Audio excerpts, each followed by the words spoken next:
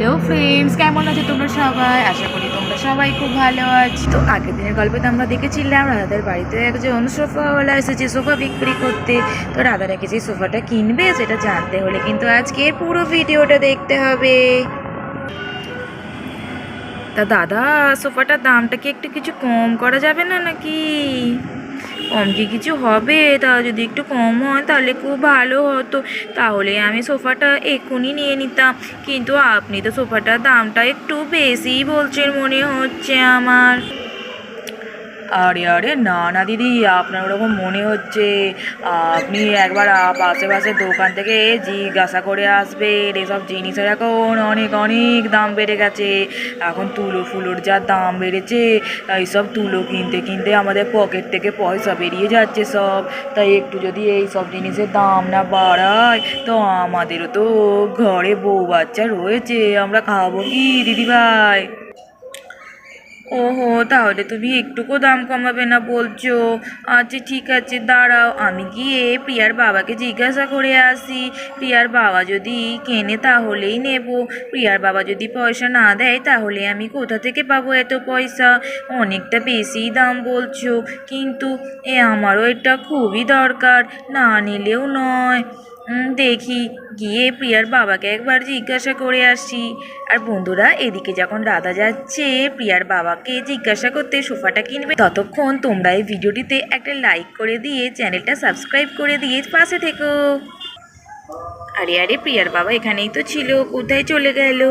প্রিয়ার বাবা তো মনে হচ্ছে যদি জানতে পারে এটার দাম 1000 টাকা কখনোই কিনবে না। এই দামটা মনে হচ্ছে অনেকটাই বেশি হচ্ছে। কে জানে বাবা, আমি তো আবার বাজার দোকানও বেশি যাই না, বাজারে তো এইসবের দামও আমি জানি না। বাজারে এইসব জিনিসের দাম এখন কত করে চলছে? যাই প্রিয়ার বাবাকে গিয়ে জিজ্ঞাসা করি, প্রিয়ার বাবা নিশ্চয়ই জানবে। প্রিয়ার বাবা যদি বেশি মনে হয় তাহলে আমি একদমই নেব না এই সোফাটা। কোথায় গেল প্রিয়ার বাবা? ওহো, এই তো প্রিয়ার বাবা। শোনো শোনো, ওই একটা সোফা বিক্রি করতে এসেছে, কিন্তু সোফাটার দাম বলছে 1000 টাকা। কি বলো? একটা সোফার দাম 1000 টাকা? বাবা, কি সোফা গো! আমি তো এত দামি সোফা কোনোদিনও দেখিনি। এত দাম আবার হয় নাকি? হ্যাঁ গো, সোফাটা কিন্তু খুবই সুন্দর, কিন্তু ও সোফাটা পুরোটাই তুলোর, তাই নাকি এত বেশি দাম? ও আচ্ছা, তুলোর, ওই জন্যই এত দাম। তা কি করা যাবে? আমার কাছে তো এখন এত পয়সা নেই। আমি এখন এত বড় সোফাটা কি করে কিনবো? কিনে দাও না গো, সোফাটা কিনে দাও না। খুব দরকার ওই সোফাটা। মাটিতে বসতে উঠতে ভীষণ অসুবিধা হয়। যদি তুমি সোফাটা কিনে দাও তাহলে আমাদের বসতে উঠতে খুবই সুবিধা হবে। হ্যাঁ হ্যাঁ, সে তো বুঝতেই পারছি। যা দেখবে তাই চাই। চলো গিয়ে দেখি কি তোমার তুলোর সোফা। যদি ভালো না হয় কিন্তু আমি একদমই নেব না। ঠিক আছে, তুমি একবার গিয়ে দেখো, যদি তোমার পছন্দ হয় তাহলেই নেব। আরে আরে, এই দিদি ভাইটা কোথায় গেল? ঘরে বাড়িতে জিজ্ঞাসা করতে গিয়ে তো আর তো আসছেই না। বাড়িতে কি আবার না বলে দিল নাকি? এই দিদি ভাইগুলো না, এই বাড়িতে জিজ্ঞাসা করতে গেলে এই একটা করে কেউ কাঠি করে দেয়। বেশ পছন্দ হয়ে গেছিলো, নেবে বলছিল। যা, আমার এই কাস্টমারটাও গেল মনে হয়। কই কই রাধা, কই সোফা? সোফা তোমার কোথায়? কোথায় তোমার তুলোর সোফা? দেখি দেখি। এই তো, এই দেখো, এই সোফাটার কথাই বলছিলাম। দেখো না, সোফাটা তো ভীষণই সুন্দর আর নরমও হবে বলছে, পুরোটাই নাকি তুলো ভরা, বসলে খুবই মজা লাগবে। এই সোফাটা আমাদের কিনে দাও না গো। হ্যাঁ হ্যাঁ বাবা, এই সোফাটা কিনে দাও না, আমার এই সোফাটা খুবই পছন্দ হয়েছে। ওহো, দাঁড়া দাঁড়া দাঁড়া, একটু চুপ করে দাঁড়া তো দেখি। এই মা মেয়ের ঘ্যান ঘ্যানানি আর সহ্য হয় না দেখি। কই দেখি দাদা, সোফাটা নিচে নাবান তো, কই দেখি দেখি কেমন। হ্যাঁ হ্যাঁ দাদা, এক্ষুনি নাবাচ্ছি। এই বলে তো সোফাওয়ালা তার গাড়ি থেকে সোফাটা নিচে নামিয়ে দিল। কই এবার একটু বসে দেখি দেখি সোফাটা কেমন। পুরোটাই তুলো আর খুবই নাকি নরম হবে, দেখি একটু বসে।